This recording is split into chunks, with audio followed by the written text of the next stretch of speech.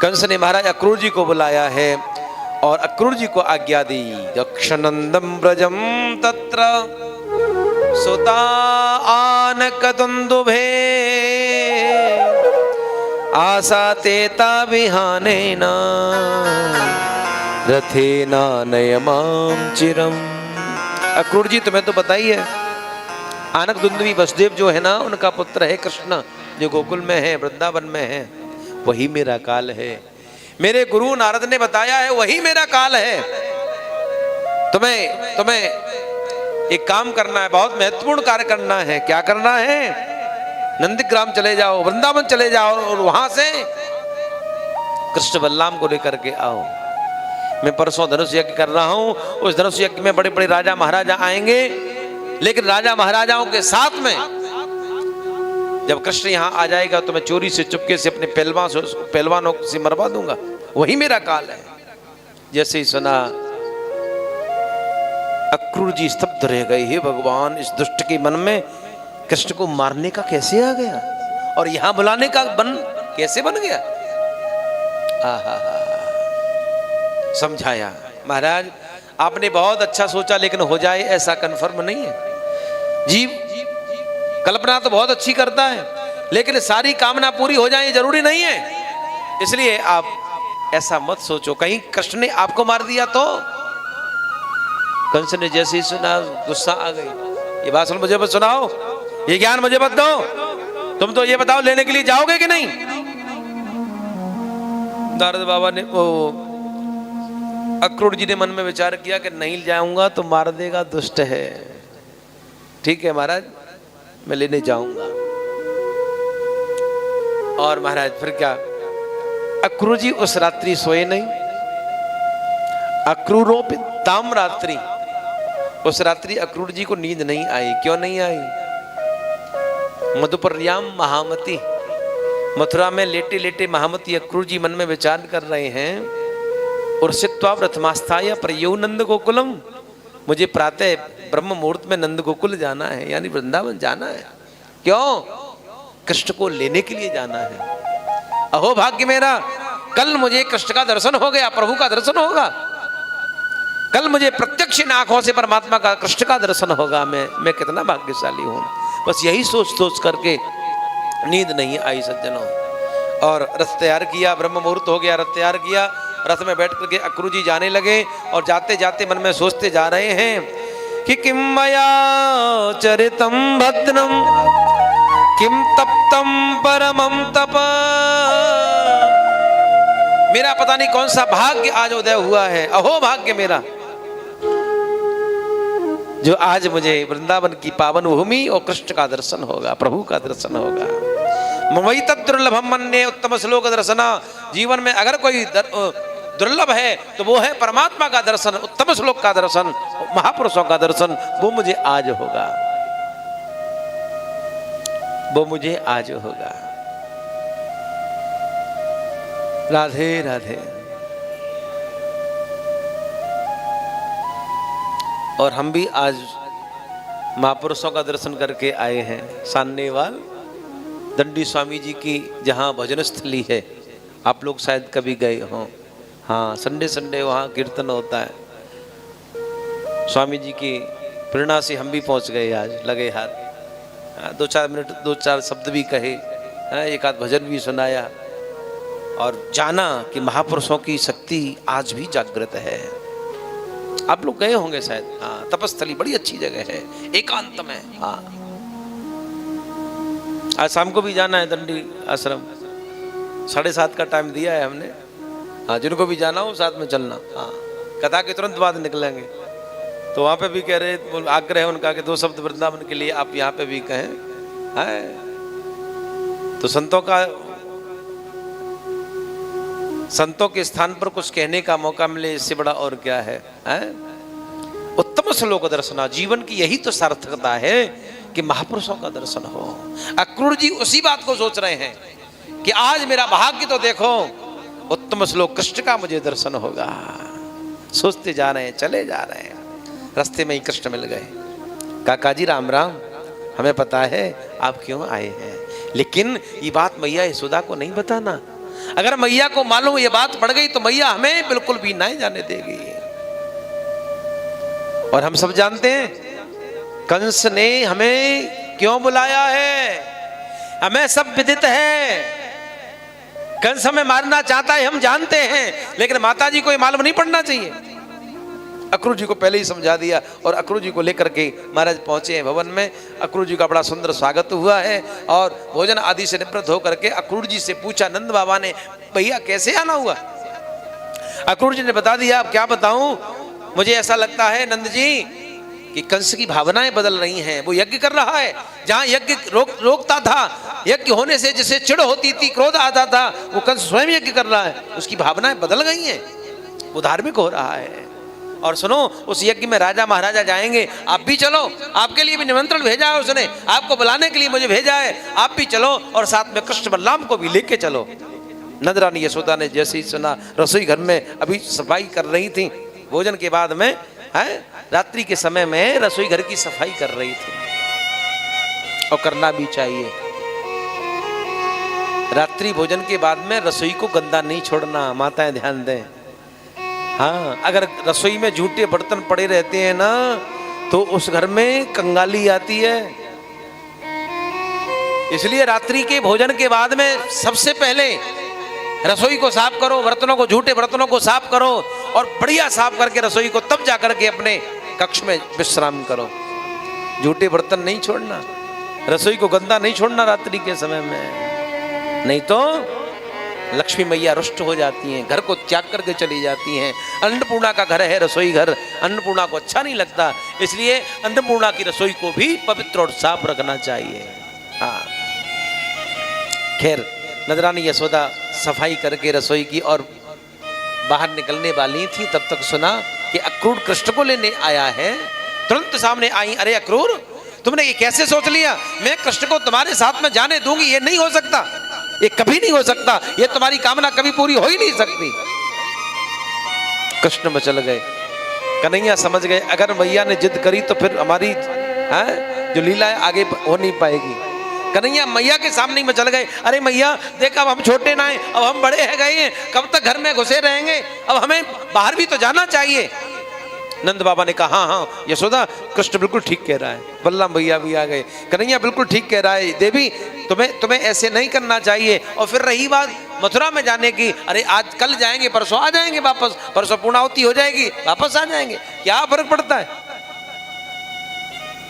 नंदरानी यशोदा को बिल्कुल अच्छा नहीं लगा, एकांत में चली गई। महाराज सब लोग अपने अपने कक्ष में विश्राम कर गए, लेकिन मैया को नींद नहीं आई। रात्रि को अक्रूर जी से थोड़ी एकांत में मैया की बात हुई और अक्रूर ने बता दिया कि ये तो देवकी नंदन है, कृष्ण तो देवकी नंदन है। सारी घटना बता दी और जैसे ही सुना यशोदा ने पक्का विश्वास हो गया कि अब कृष्ण रुकने वाला नहीं है। नींद नहीं आई साहब, मेरा सर्वस्व, मेरा जीवन धन कृष्ण मुझे छोड़ करके सुबह जाएगा, नींद ही गायब हो गई सज्जनों। और इधर खाली यशोदाई की नहीं, जब गोपियों को मालूम पड़ा कि कोई अक्रूर नाम का व्यक्ति आया है कृष्ण बलराम को लेने के लिए, तो पूरी गोपियां ब्रजमंडल की एकत्रित होकर के और महाराज नंद भवन को आकर के चारों तरफ से घेर लेती हैं कि सजन सकारे जाएंगे, मेरे नैन मरेंगे रोए, विधि ना ऐसी रहने की,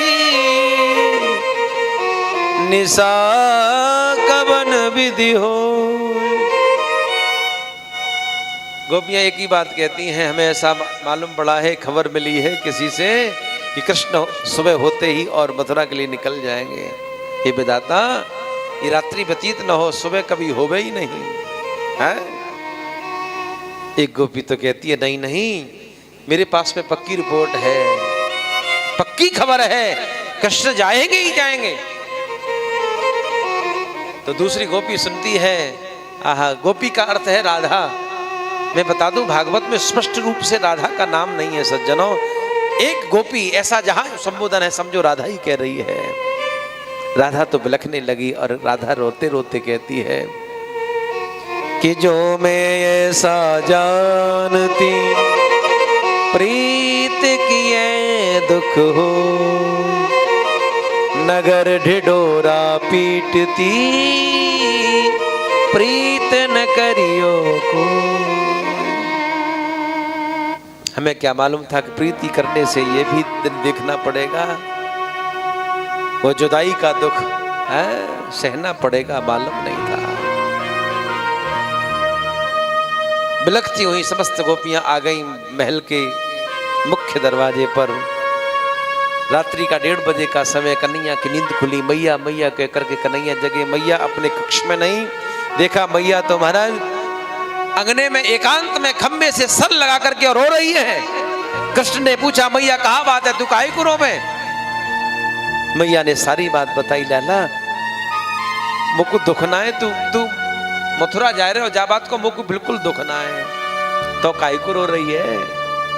दुख या बात को भैया कि तू अब वापस आए भी बारो ना है। मुझको जाने को दुख ना है लाला, लेकिन दुख इस बात का है कि तू अब वापस आने वाला नहीं है।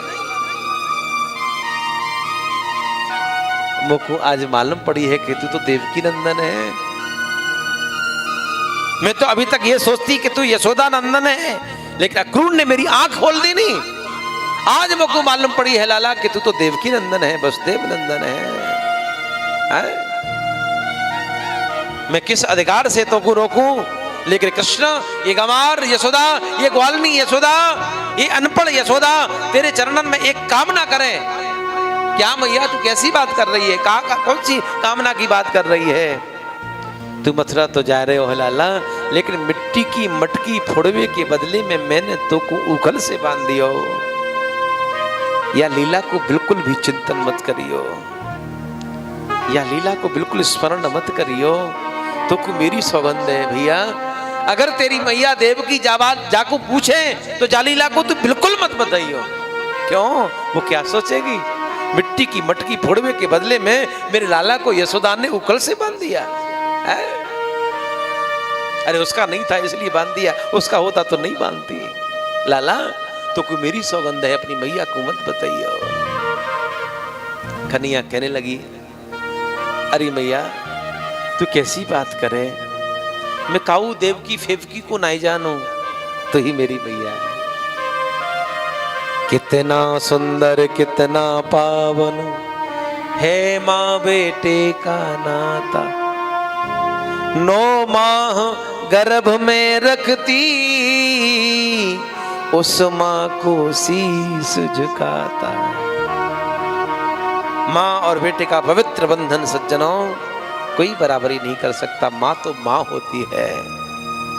कुपुत्रो जायेत, पुत्र को पुत्र हो सकता है कदाचित, लेकिन माता को माता नहीं हो सकती। कृष्ण रोने लगे, मैया मैं काऊ देवकी को ना जानो, तो ही मेरी मैया है। और तू बिल्कुल चिंता मत करे, मैं परस्वा आगमिष्यामि, मैं परसों आ जाऊंगा। जैसे तैसे मैया को सांत्वना दी। तब तक बातों ही बातों में माँ और बेटे की बातों में ही महाराज रात्रि निकल गई, भोर हुआ, ब्रह्म मुहूर्त हुआ। अक्रूर जी ने आवाज लगाई, जल्दी करो कृष्ण, हमें जल्दी जाना है। और नंद बाबा कृष्ण के कुछ सखा पहले ही पैदल पैदल निकल गए। सुबह 4 बजे ही निकल गए। लेकिन कृष्ण और बलराम दोनों तैयार हो रहे हैं। तैयार होकर के पूजा पाठ किया, संध्या वंदन किया, और महाराज फिर जैसे ही रथ में बैठे, अक्रूर जी ने रथ हाँका, और जैसे ही मुख्य दरवाजे पर पहुंचा रथ, मुख्य दरवाजे को खोला गया। जैसे ही मुख्य दरवाजे को खोला गया, हजारों गोपियां वहां सामने खड़ी हैं। पूछ दिया कहां जा रहे हैं हम? देवियों मथुरा जा रहा हूं। बताया भी नहीं, मुझे समय नहीं मिला। अब बता रहा हूं, मामा कंस के यहाँ से निमंत्रण आया है, मैं वहीं जा रहा हूं, और तुम्हें बिल्कुल चिंता नहीं करनी चाहिए, मैं जल्दी आऊंगा। राधा सामने आ जाती और कहने लगी, हम सब जानते हैं आप वापस आने वाले नहीं है, आप वापस आने वाले नहीं है, हम सब जानती हैं।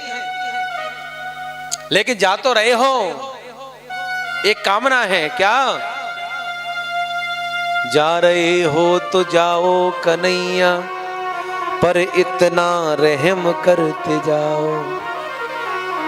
दिल तो पहले ही तुम ले चुके हो, अब इन प्राणों को भी लेते जाओ, इन प्राणों को भी लेते जाओ, तुम्हारे बगैर हम रह नहीं सकती।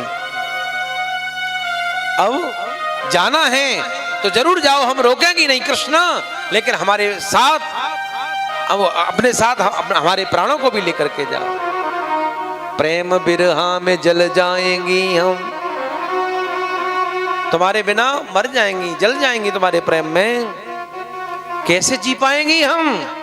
इसलिए जाते जाते दिलों पे हमारे अपनी सूरत बसा के भी जाओ, साथ प्राणों को भी लेते जाओ। अपनी सूरत हमारे हृदय में बसा करके जाओ। एक गोपी कहने लगी, राधा तू बातों में नहीं आना, कृष्ण को जाने नहीं देना है। कृष्ण रथ में से उतरे, राधा के चरणों में प्रणाम किया, वंदन किया, साष्टांग दंडवत प्रणाम करके राधा से बोले, राधा तुम्हें सब पता है, अगर मैं मथुरा नहीं गया तो मेरी आगे की लीला संपन्न नहीं हो पाएंगी, इसलिए हे राधा मुझे जाने की आज्ञा प्रदान करें। और जैसी राधा जी के चरणों में दंडवत किया ठाकुर जी ने, राधा तुरंत पीछे हो गई। कृष्ण कैसी बात करते हैं, मैंने आपसे प्रेम किया है अपने लिए नहीं, तुम्हारे सुख के लिए किया है। अगर तुम्हें सुखी होना है और तुम्हें मथुरा जाने में प्रसन्नता मिल रही है तो जरूर जाओ, मैं नहीं रोकूंगी आपको। मेरा प्रेम तो तत्सुखे सुखित्वम, जिसमें जिस भाव में आपको सुख मिले वही काम करो, मैं नहीं रोकूंगी। ये राधा कभी आपकी लीला के बीच में नहीं आएगी। और इसका कारण था, राधा जी का भाई था ना श्रीदामा, उसने राधा को श्राप दिया था कि तुम्हें कृष्ण से 100 वर्ष तक अलग रहना पड़ेगा। राधा तो जानती थी, अलग हो गए। गोपियां बोली, अरे पागल हो गई है राधा, अगर तू सामने से हट गई तो कृष्ण चला जाएगा और फिर ये वापस आने वाला नहीं है। राधा जी ने एक बात कही कि इंतजार करेंगी तुम्हारा, भूल जाना न प्रेम हमारा। हम तुम्हारा इंतजार करेंगी कृष्ण, लेकिन ये तो बताओ कब आओगे?